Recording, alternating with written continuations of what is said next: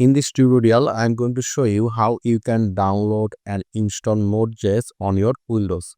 So just go to any browser, then search for Node.js.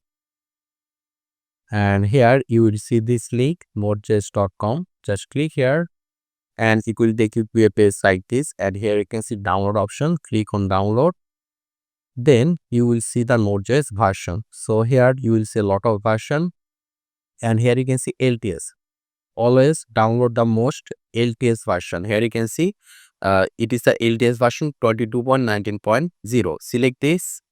Then you need to select Windows. If you are using Mac OS or Linux, you can choose those, but we are using Windows, so we need to choose Windows. Then we need to go down and here you can see Windows installer.msi. So you need to click here and it will start downloading the Node.js. You can see it is downloading and the download is complete. So when the download is complete, just go to the download location and here you can see. So now we are just going to double click on this downloaded file and there you can see preparing installation.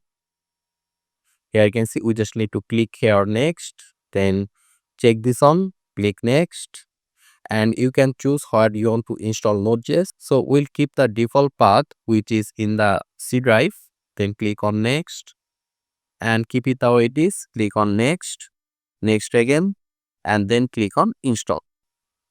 And it will take some time. Right now I will just fast forward the video and there you can see the installation is complete. Now we can just close this or click on finish. And if you now just open our command prompt, if we just write over here cmd, then press enter. And if we just say over here node-v, press enter, it will show us a Node.js version. And if you are seeing the version, it means Node.js is properly installed on your system.